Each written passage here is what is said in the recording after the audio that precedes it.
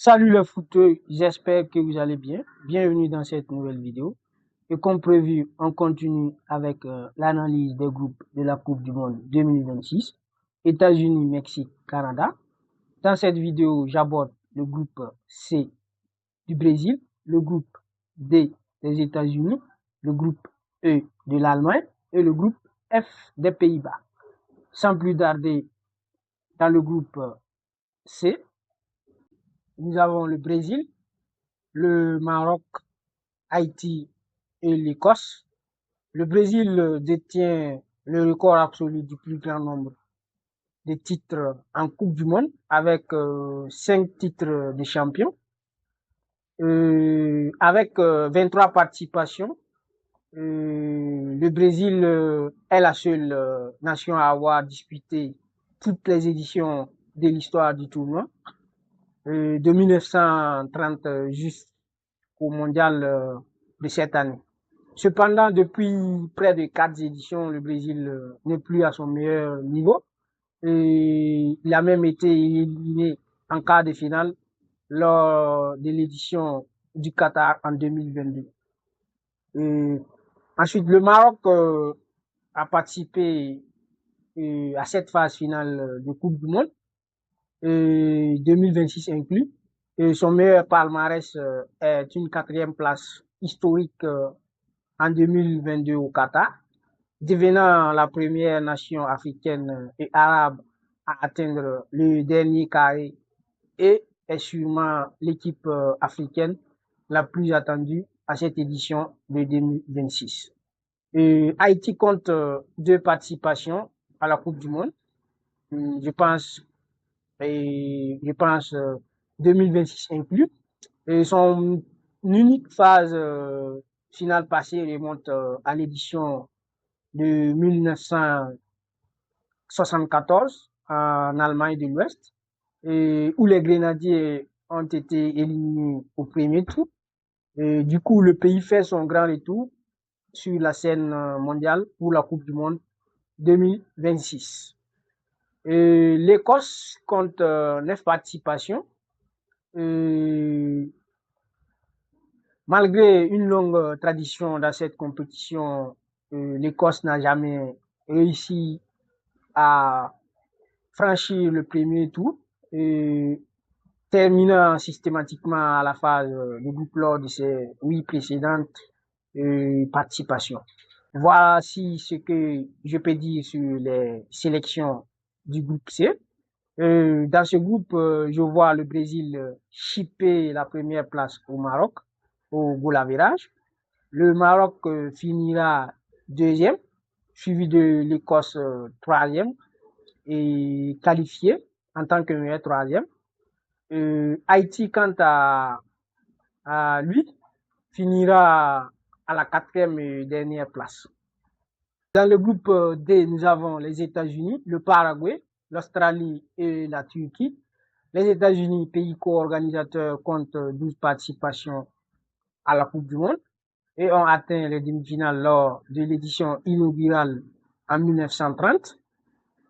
Leur dernière apparition dans la compétition remonte à la Coupe du Monde au Qatar en 2022, où ils avaient été éliminés en 8e de finale.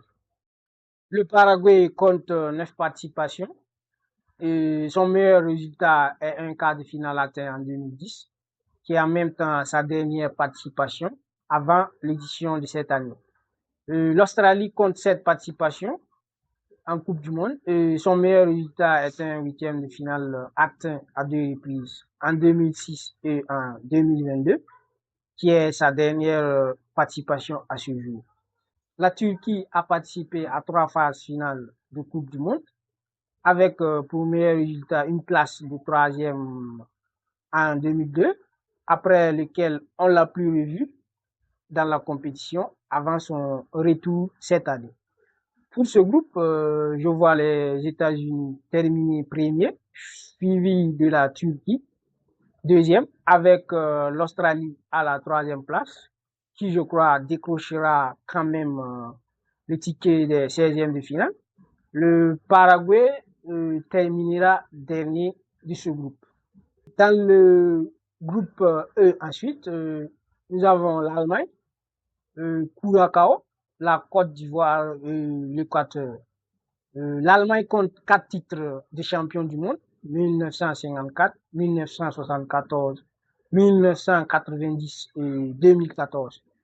L'Allemagne totalise 20 participations à la Coupe du monde de la FIFA et sa dernière participation remonte à l'édition 2022 où elle a été éliminée dès les phases de groupe.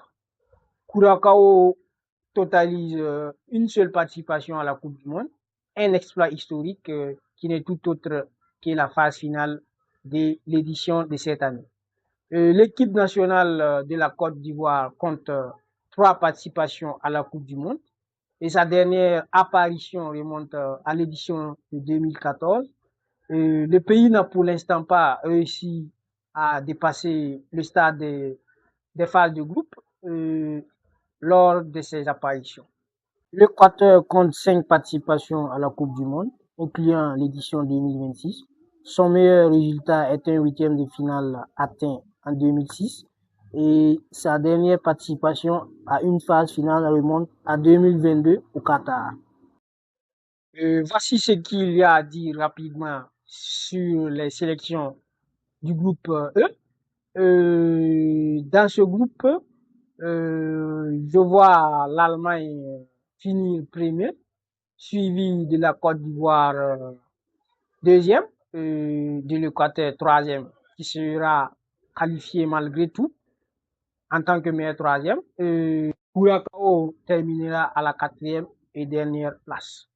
Pour le compte du groupe F, nous avons les Pays-Bas, le Japon, la Suède et la Tunisie. Les Pays-Bas ont participé à 12 phases finales de Coupe du monde. Son palmarès est marqué par 3 places de finalistes et aucun titre. Sa dernière participation remonte à l'édition de 2022 au Qatar avec une élimination en quart de finale. Le Japon a participé à 8 phases finales de Coupe du monde et son meilleur résultat est d'atteindre les 8e de finale. Performance réalisée à 4 reprises, 2002, 2010, 2018 et 2022, qui est sa toute dernière participation. La Suède affiche au total 13 participations à la Coupe du monde et son palmarès compte une place de finaliste en 1958 ainsi que 2 médailles de bronze qui signifie la 3e place en 1950 et 1994. Sa dernière participation remonte à l'édition de 2018 en Russie où l'équipe avait atteint les quarts de finale. La Tunisie compte 7 participations et n'a jamais réussi à passer les phases du groupe. Et sa dernière participation a eu lieu lors de l'édition 2022 au Qatar. Les matchs dans ce groupe vont se solder par des résultats qui porteront le Japon en tête, suivi des Pays-Bas, deuxième, à mon avis. Je vois la Tunisie terminer troisième, mais malheureusement éliminée. Et la Suède viendra à la 4e et dernière place. C'est tout ce que j'avais à dire dans cette vidéo. Pour me soutenir, likez et partagez. Pour ceux qui ne se sont pas encore abonnés à ma chaîne, c'est le moment de le faire.